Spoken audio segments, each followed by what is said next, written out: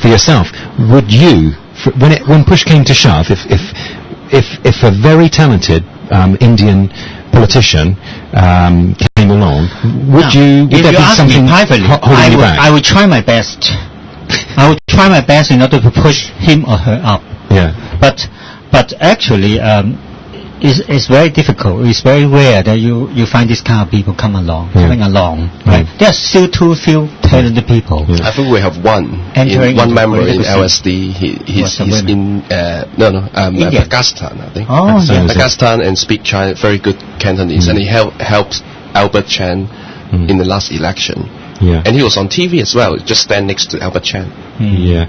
I know that LSD does have links with different Indian and Pakistani groups. Yes, we tried to. I noticed that when the first big gathering, there were some leaders of the Indian Pakistan who did come along, actually. I know there are links, but I think it's a long way to go. And I mean, it's sad that within LegCo there aren't any ethnic minority, Nepalese or Indian legislators, actually, because there ought to be at least one, really. Yeah.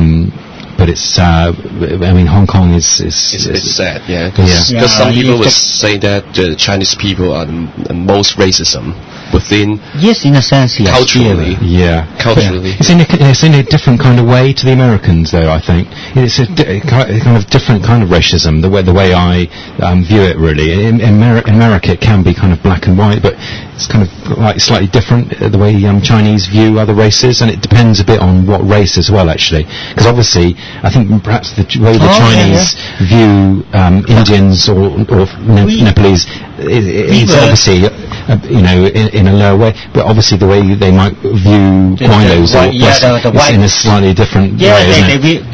They view the Guilo, the whites, in a superior way. This is still racism. Right? This is still racism. And also some would say that the Chinese people, they don't like the black people more than the white people don't like the black people in their heart.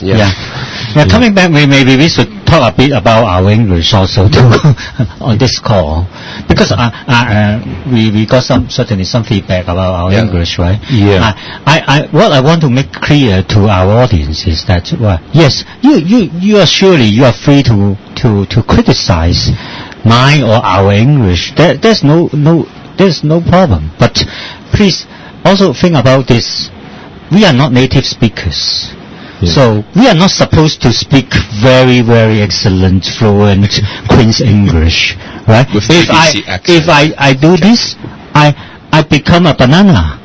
In a sense, do you understand banana, right? Not those ones which Yuk Man will throw at you, but I become a banana. That means I have a white skin, but I have I have a yellow skin, but I have a white heart.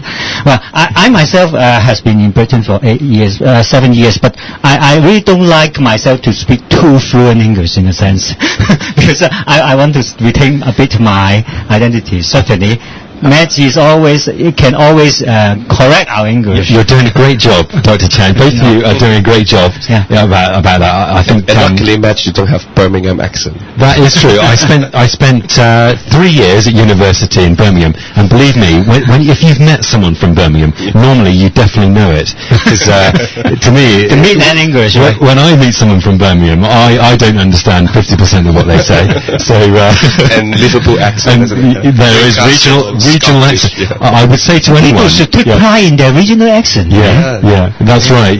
I mean, I think in all countries, but especially in England, there are these regional accents, and you just have to travel around the country to really know and to feel it, actually. And in Hong Kong, we have the Hong Kong accent too.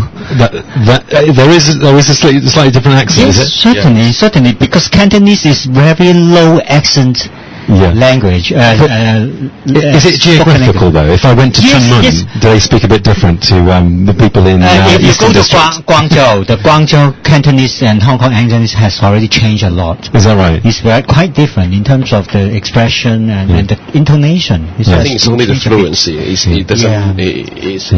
not about the accent in Cantonese. I just want to going back to this. I just want to get your views a bit about Martin Luther King, actually. And his influence on Obama, because most commentators would say that Obama could not have happened without the influence of Martin Luther King, actually. Oh, and, yes. Which I think is true, actually. I mean, I think in the previous program we talked a bit about Mahatma Gandhi as well. And all these guys, they do actually have quite a big influence on each other, I think. Yes, sure.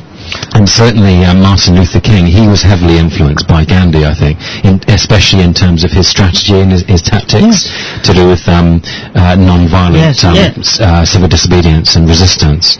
Let me propose my view on this. Certainly, Martin Luther King learned a lot from Gandhi. I think the one most important thing is that he learned that to excel in a democracy, the oratory skill, that means the way to speak and to inspire and to lead crowds was paramountly important, right? So Martin Luther King himself proved that he is that kind of oratory leader, right? His "I have a dream" has become immortal, right? Now, actually, I would think that without Martin Luther King also shows up one of the maybe inherent important advantage of the Afro-Americans. That means their music and their oratory skill. Maybe that has a deep link within that. That means Obama is, in a sense, is still in this kind of tradition. If this proves out to be a tradition that bodes very well for Afro-Americans, that means they will have more presidents in waiting to come in the future. I think you're right, actually. And just to give you an idea, I was looking at Wikipedia on Martin Luther King. I encourage any listeners to check him out a bit more, because there's one thing, I think, just being aware of a guy like that, but it's another thing to actually really read a lot about the guy. And this is a quote from him, just to give you an idea of how heavily influenced he was from Gandhi. He said, "Since being in India, I am more convinced than ever before that the method of non-violent resistance is the most potent weapon available to oppressed people in their struggle for justice and human dignity."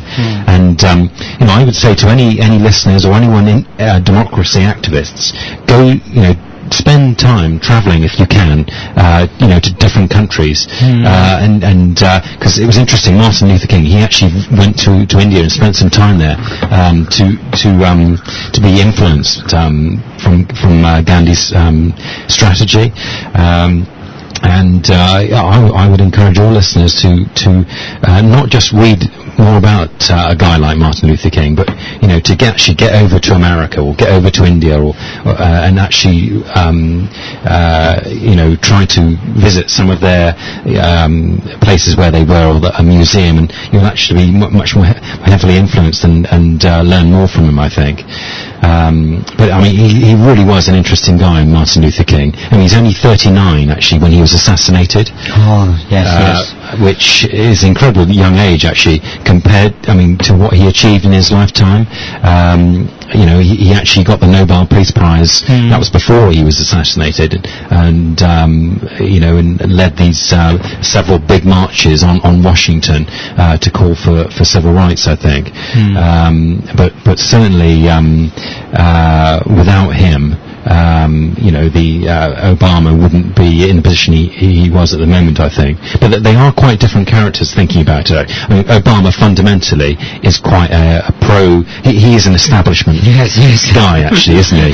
Whereas Obama isn't saying people should break the law or whatever. But Martin Luther King, fundamentally, in terms of his strategy, was quite different. Civil disobedience, right? Yeah, I think because he understood that was what was needed then. And in some ways, I would compare Hong Kong to America back when Martin Luther King was around. That's the comparison, I think, that Hong Kongers should be making. And that's, in terms of the strategy and tactics, you should, we can learn more from Martin Luther King than Obama in that sense. I think what Obama has done tremendously important for the world is to arouse people to this black tradition, from Martin Luther King to Obama, right, involving Jesse Jackson in between. This is very important for us, for the whole world, not only for America. It's for democracy. So I think that's it for this show So we'll see you in 2 weeks' time. Yes, sir. Thank you very much, everybody. See you in 2 weeks' time. Happy New Year again. Happy New Year. Happy New Year. Bye-bye. Bye.